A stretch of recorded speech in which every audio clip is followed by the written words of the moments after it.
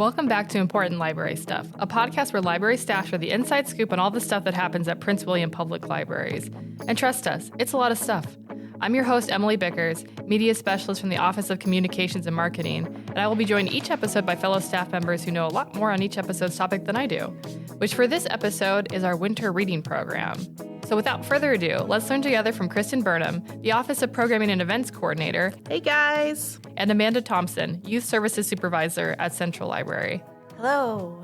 So what are your top 3 books with winter vibes? Whoa. So, I was thinking about this a lot, and I definitely came up with more than 3. Because I could only come up with one. Yay! Okay. You'll average out. Yeah, it'll average out. Thank you. Because I was thinking, I was thinking like holiday, but I was also just thinking of weather. Mm-hmm. And people underestimate the horror element of winter. Like there's good horror because it's cold and dark. So, you know, you've got Burnham who does the Krampus. And then he's an illustrator, so you don't have to imagine what his monsters look like. He always has these beautiful oil paintings in them, and we have them.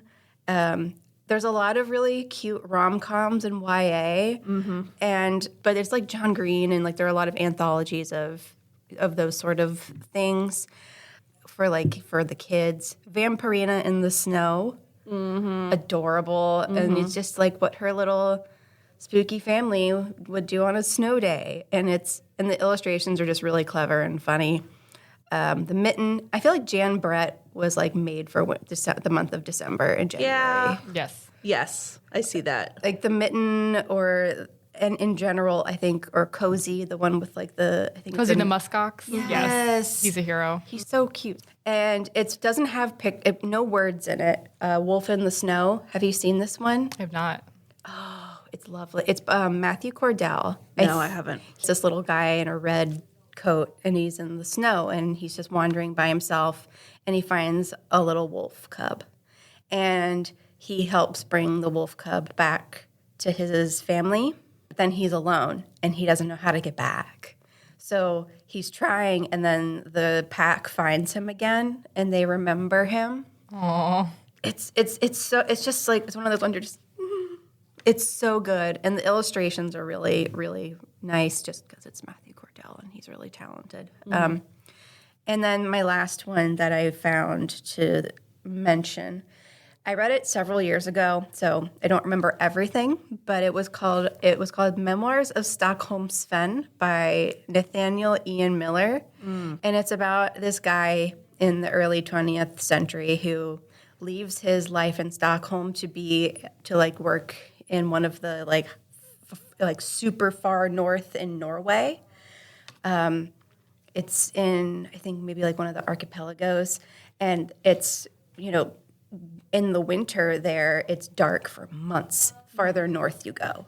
And so he actually gets attacked by a polar bear, and he gets very reclusive. As one would, yes, being attacked by a bear. The only company he has is a dog, and he gets letters from his nieces and his sister.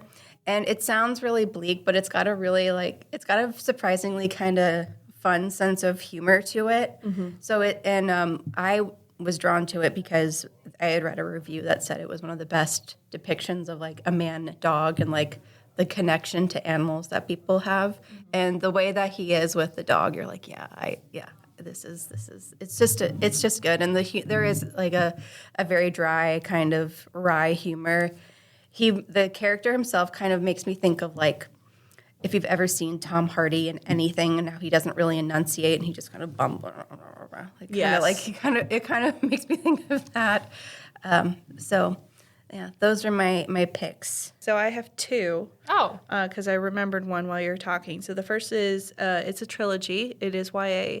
The first book is Frostblood by Ellie Blake. Ironically, the main character controls fire, but she is an exile in a land that's ruled by the Frostbloods. So if you're a Frostblood master, you're able to control ice and snow. So it's very, if you're a fan of Avatar, The Last Airbender, It's right up your alley. It's a really well-written trilogy. Ellie Blake now has a new fantasy series. I'm blanking on the book, but that came out, I think, last year. So that's set in a different world. But Frostblood is several years older, and it's a great escapism. And I don't know why I love to read about someone who controls fire in the winter, but it's set in snow, so I guess that counts.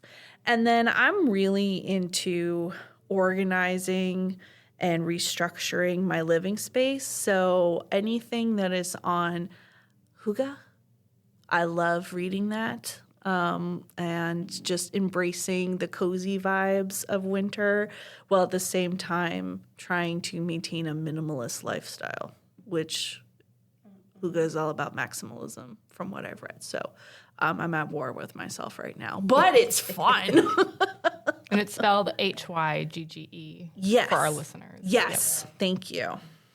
Next, I'll move on to Swedish death cleaning, but I'm just not quite there yet. That's fair. You know what else I just thought of? It has a really nice winter element, and it's timely. Frankenstein. Yes, yeah, with the new movie out. Anytime there's a Frankenstein or like Dracula resurgence, I'm like, this is my Thunderdome, finally. It culminates in the North Pole, and it's just in general, I think the setting is very cold. Yes. So if you're one of those people that wants to read books about cold during the winter, by all means. All right, well, thank you.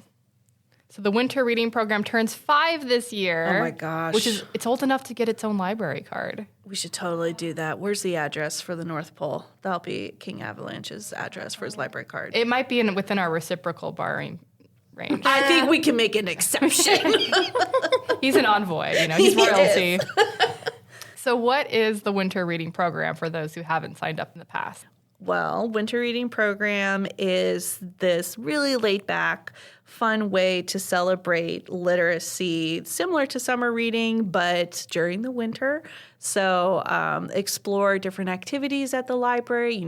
Summer reading is about, it's structured in logging minutes, whereas winter reading, we have different activities that you can do just to learn about your library or to be rewarded for using the library in ways that you already do. And so this year, however, it is going to be 1 month. In the past, we've had it for 2 months, but this year we're doing it for 1 month.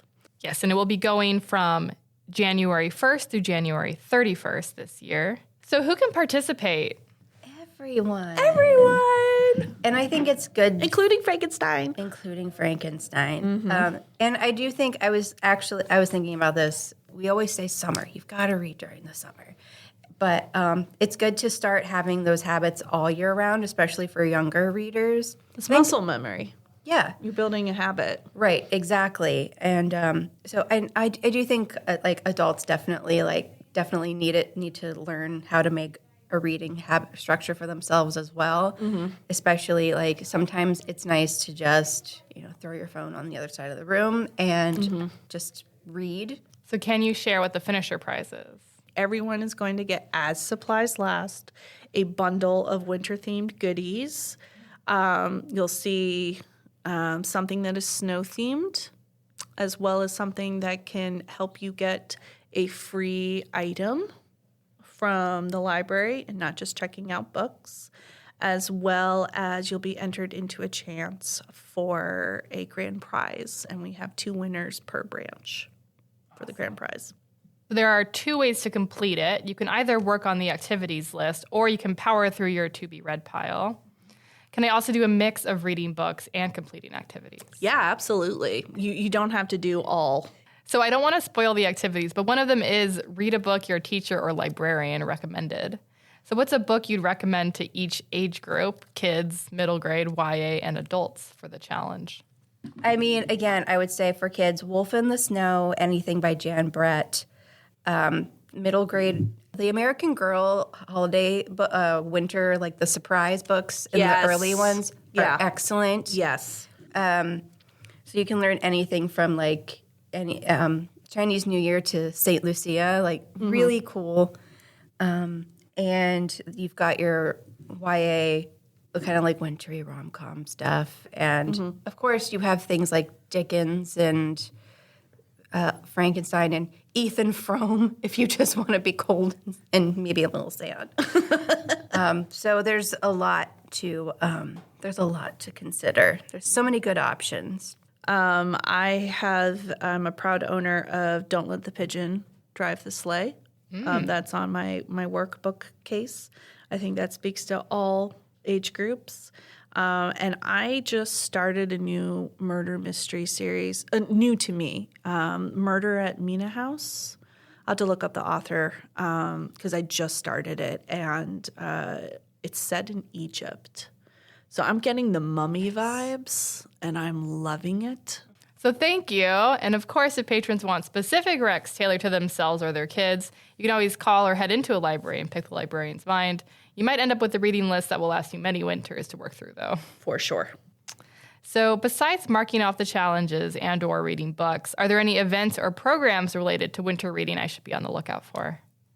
Central has a cookie houses program. Love it, yes. And it's always just really fun, and the kids get to build their own cookie house, and it always smells really good in there. So a couple of things from the Office of Programming and Events. We are really focusing on other interagency partnerships. So you are going to see other agencies present in several libraries starting January to offer their free services to the public, including the Circuit Court with a new service that they're offering, not just Seals on Wheels, as well as community services. They have some really impressive resources for our community that everyone may not be aware of.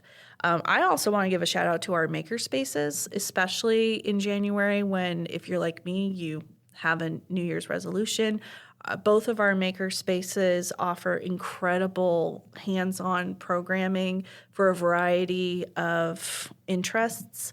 And I meet with the staff on a regular basis. We're doing an activity next week at one of the maker spaces. They're just phenomenal and really open to exploring whatever idea you have. And then also the relic department. I know that a lot of people, again, New Year's resolutions, there's the digitization lab, which if you wanted to convert any printed memories or video recorded memories, you could digitize them. So it's a great practical resource that you don't have to pay for. Thanks. Yeah, that's great. What's a favorite memory from a past winter reading program?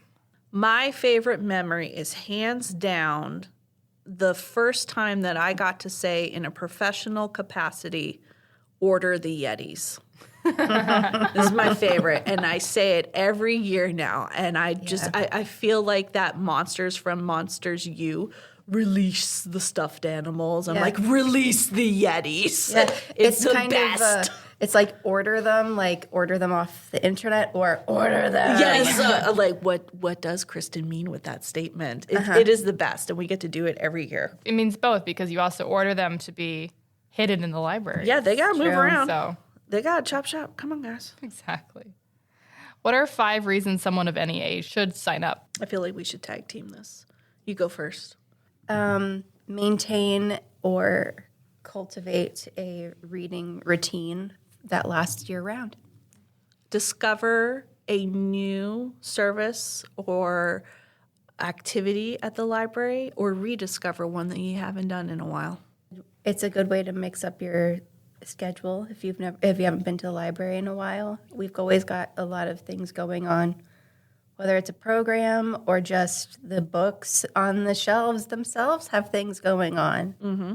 Oh, also escape winter blues with our sad lamps. All of our libraries will have them like spotlights, sad lamps. You could just come and fully embrace the cozy, the lifestyle. So there you go. Since it's open from babies through adults, it's something that the entire family can participate with together. Yes. Yeah. So you could do it as a family. Exactly. No matter what your family structure is. You could probably find books to read together to mark them off. You could very easily do that. Or, I don't know, during the winter break, so if you have traveling family members, you can bring them to the library. Yeah. And there's things that they can participate in the activities with you. or you can just hang out and read and color or coloring pages. And a community of adults that reads is a community of children that read. So it really is this complete circle of support. And we're just really delighted that we are able to highlight it not just in the summer, but also all season round. And I think even like with the winter, to me, it's far more, I don't want to say it's more enticing, but like it's so much more, there's something more tangible about, I'm going to read all these books because it's cold. Right. And not a lot of people want to be outside when it's cold. Yeah. I don't mind it, but like, and then the dark, it gets dark earlier. So there is this sort of mode to want to hibernate. Yes. So you might as well just bring a book with you while you're hibernating. Come into the library and hibernate. Karma Wilson, the bear goes. Yes, I loved her. Yes. But when the hibernating bear at Christmas, I mean, well, his friends bring the fun to him. So yes. we bring the fun to you. Also, another reason to not forget is that it's free. That entirely free. All free. And you will get a prize while supplies last. Yeah. So for the K through 12 participants, does any reading they do for winter reading stack with their level up process? Yeah, combine those, make the most. Absolutely. We are trying to work on a special prize for those that are enrolled in Level Up, so stay tuned. But absolutely, if you are signed up for winter reading, that goes whatever you're doing, like reading minutes wise, you can cross record for Level Up. Absolutely. Our September 2025 podcast episode is all about the Level Up Your Reading Challenge. Can you give a 1 or 2 sentence pitch here for people to sign up their kids? I would say that Level Up is a perfect reflection of how PWPL listens to our parents. We did receive feedback from parents on how we offer a reading challenge for preschoolers, and then at the time we had one that was offered for high schoolers, but elementary school children were kind of left out. We took that feedback to heart. We created Level Up, which is for all school-age children, K through 12th grade. And it really is adaptable to the age group. It meets a student wherever they're at, whatever reading level they're at, whatever age they're at, and encourages them to explore reading at their own pace throughout their, dare I say, school career. And it's just a fun way. Again, similar to winter reading, low key. There's no set deadline. You've got technically years to complete the program, depending on when you sign up. And it's just another way for PWPL to show up for our patrons. Awesome. Thank you.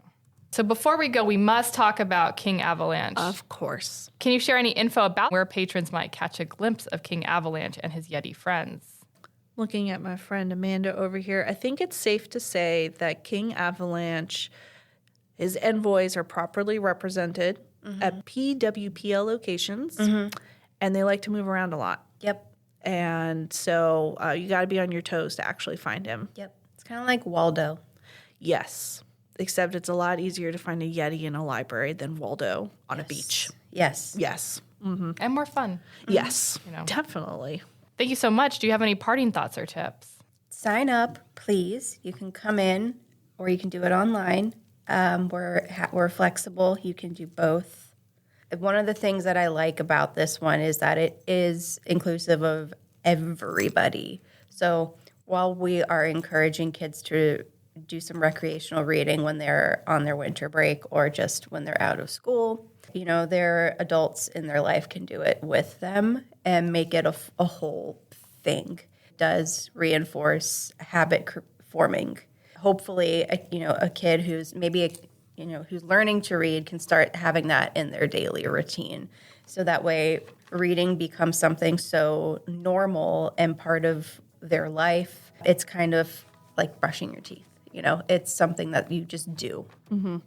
Yeah, I think I find it particularly rewarding because I introduced this program 5 years ago now. That's crazy. And it has steadily grown each year. It hasn't really flatlined like some programs do.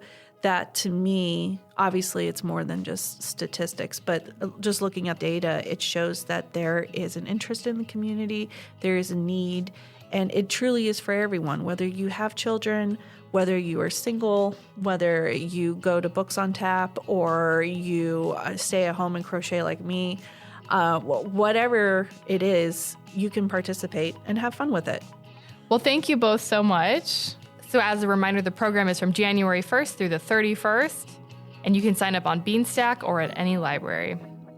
And I also want to say thank you so much to our sponsors for the program. You can see the list at pwcva.gov/library.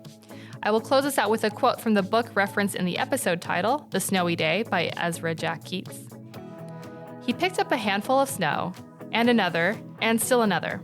He packed it round and firm, and put the snowball in his pocket for tomorrow. Then he went into his warm house. Thank you for listening, and join us next month for the next episode of Important Library Stuff.